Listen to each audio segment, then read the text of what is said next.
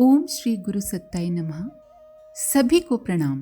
पिछले प्रवचन में हमने सुना था, दूसरों के सुख को देखकर अपने सुख जैसी कल्पना करना और प्रसन्न होना प्रत्येक अध्यात्मवादी का, गीता के अनुयायी का स्वभाव होना चाहिए। उसी प्रकार दूसरों के दुख में अपना दुख अनुभव करना और दुखी होना आध्यात्मिकता का चिन्ह माना जाना चाहिए। जो दूसरों को दुखी देखकर अपने दुखी होने के समान दुखी नहीं होता, जिसे दूसरों के सुख में अपने सुख जैसा आनंद एवं संतोष नहीं मिलता, वह व्यक्ति अध्यात्मवादी कहलाने लायक नहीं है। आइए अब शुरू करते हैं 10वां प्रवचन। विराट ब्रह्म प्राणी मात्र में एक आत्मा, न तो माम शक्य से द्रष्टु मने नैव स्वचक्षुषा दिव्यम ददामि ते चक्षु पश्य में योग महेश्वरम। अध्याय 11 श्लोक 8। भगवान कृष्ण अर्जुन से कहते हैं, तू अपने इन स्थूल नेत्रों से मुझे देखने में समर्थ नहीं है, इसीलिए मैं तुझे दिव्य नेत्र प्रदान करता हूँ। उनसे तू मेरे ईश्वरीय योग को देख। भगवान के दर्शन की, उसकी प्राप्ति की आकांक्षा सभी को रहती है। यही जीवन का लक्ष्य भी है। जो प्रभु को प्राप्त कर लेता है, उनके साक्षात्कार का लाभ उठा लेता है, उसे और कुछ प्राप्त करना शेष ही नहीं रह जाता। अग्नि के समीप पहुंचने वाली वस्तु भी अग्नि रूप हो जाती है। उसी प्रकार ईश्वर के समीप पहुंचने वाला व्यक्ति भी ईश्वर रूप ही हो जाता है। जो गुण ईश्वर में हैं, वे ही ईश्वर का सानिध्य प्राप्त करने वाले में भी उत्पन्न हो जाते हैं। अनंत ऐश्वर्य के अधिपति परमात्मा को देखना और प्राप्त करना भला कौन न चाहेगा। ये इच्छा तो रहती है, पर लोग ये समझ नहीं पाते कि प्रभु के दर्शन कैसे किए जाएं।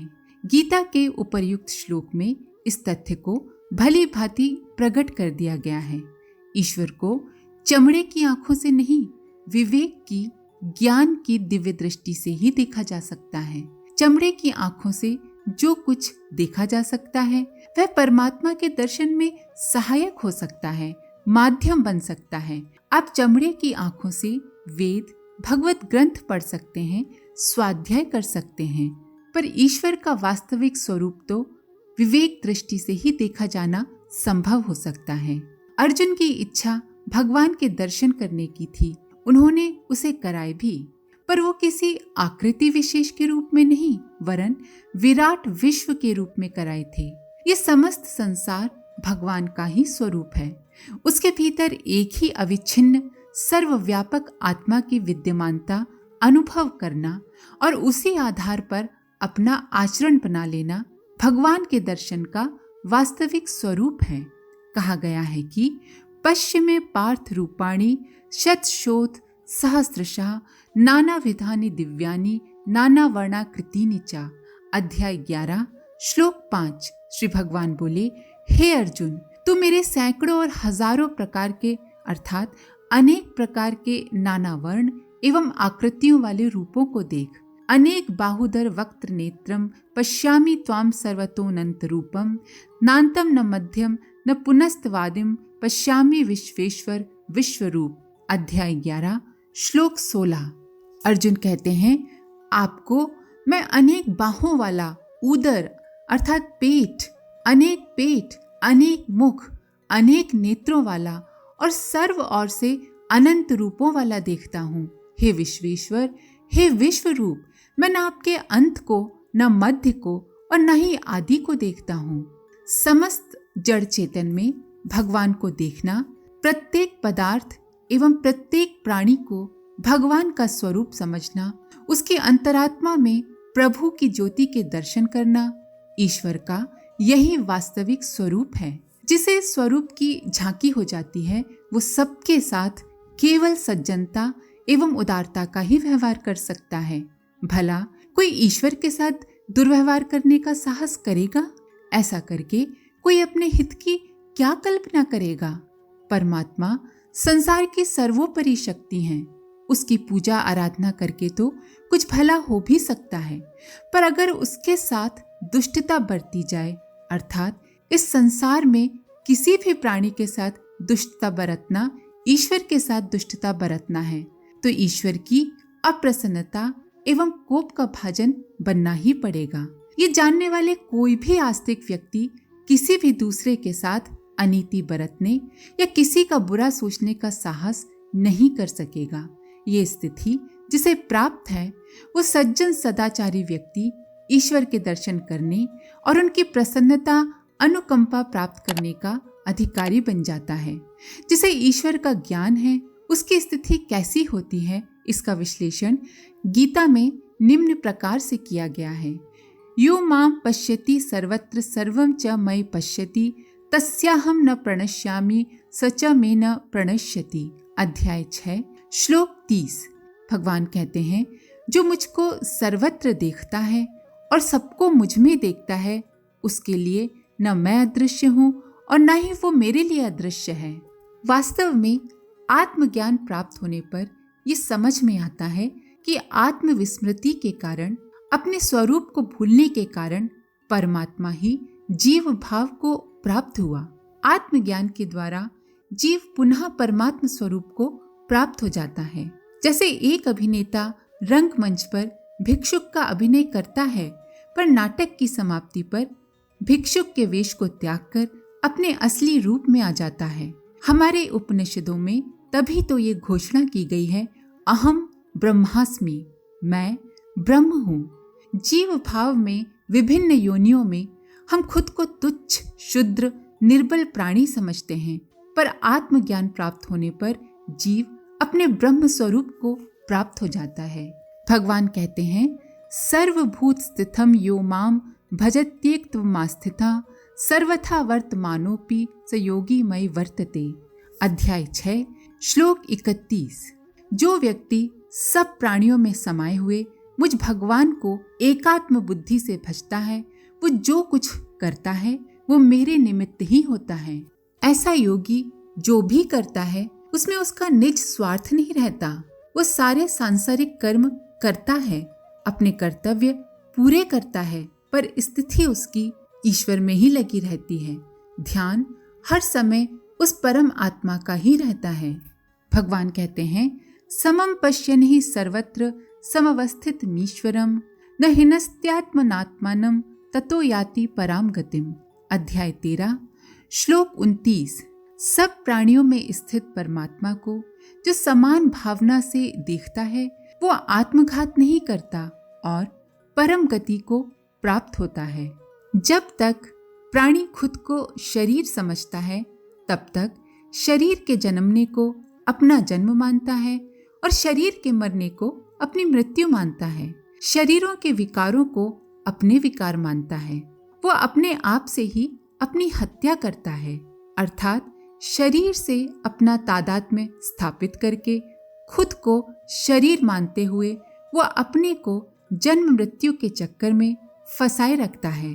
पर जिसने समझ लिया है कि वो शरीर, मन, इंद्रिय, बुद्धि नहीं है, बल्कि इन सब से अलग ईश्वर का अंश है, अनश्वर है, शाश्वत है, अजन्मा है, तब वह परमात्मा के साथ अपना एकत्व अनुभव करके परम गति को प्राप्त होता है। सबका स्वामी परमात्मा, सब में समाया परमात्मा, विराट ब्रह्म के रूप में सर्वत्र प्रस्तुत परमात्मा का वास्तविक स्वरूप समझने की चेष्टा जिनने की होगी, उनकी ईश्वर संबंधी भ्रांतियों का समाधान हो गया होगा। प्रतिमाओं को उन्होंने ईश्वर की प्रतिमा का माध्यम माना होगा, इसलिए किसी एक स्थान की प्रतिमा को उन्होंने विशेष महत्व नहीं दिया होगा, वरन भगवान की सभी प्रतिमाओं में उन्हें समान रूप से परमेश्वर दृष्टिगोचर हुआ होगा। हर तीर्थ में, हर उपासना मंदिर में उन्हें समान रूप से प्रभु की आभा प्रकाशित होती दिखाई पड़ रही होगी।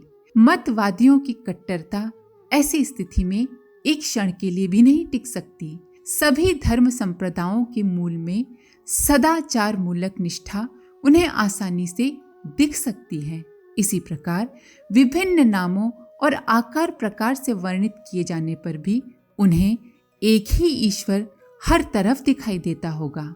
धार्मिक सहिष्णुता का आदर्श ईश्वर को विराट ब्रह्म के रूप में मानने से सहज ही निभ जाता है। सांप्रदायिक उन्माद के लिए ऐसी दशा में कोई स्थान नहीं रहता।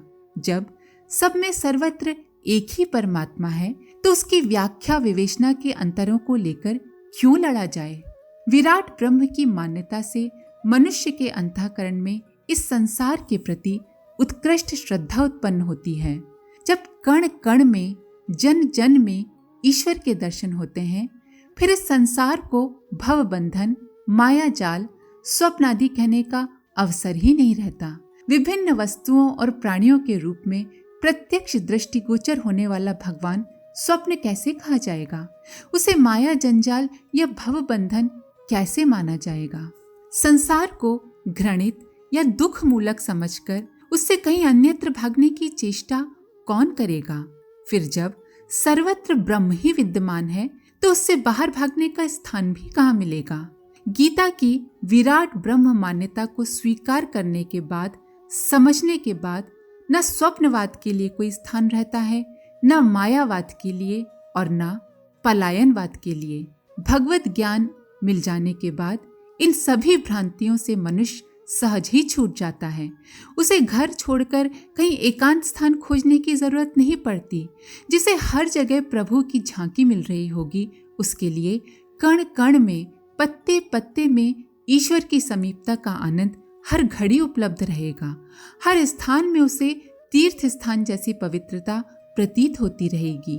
ईश्वर प्रेम का अर्थ उस आदर्श के अनुसार प्राणी मात्र के प्रति प्रेम बन जाता है। जीते जागते भगवान जब विभिन्न आकृतियों में सामने दिखेंगे तो तुलसीदास जी के मन में उठने वाली उस भावना के अनुरूप ही अपनी भी भावना उठेगी, जिसको व्यक्त करते हुए तुलसीदास जी ने कहा था, सिय राम मैं सब जग जानी, करऊ प्रणाम जोरे जुग पानी। हर किसी के लिए श्रद्धा और सद्भावना यदि मन में से उमड़े तो निश्चित रूप से सद्व्यवहार ही बन पड़ेगा। तब किसी के साथ अशिष्टता एवं अनीति बरतने का प्रश्न ही नहीं उत्पन्न होता। भला भगवान को ठगने, सताने, तिरस्कृत करने का साहस कौन करेगा? यदि भगवान शंख चक्र गदा पद्म हाथों में लिए सामने आ खड़े हों तो भला कौन उनका स्वागत सत्कार नहीं करेगा? उन्हें प्रसन्न करने के साधन कौन नहीं जुटाएगा?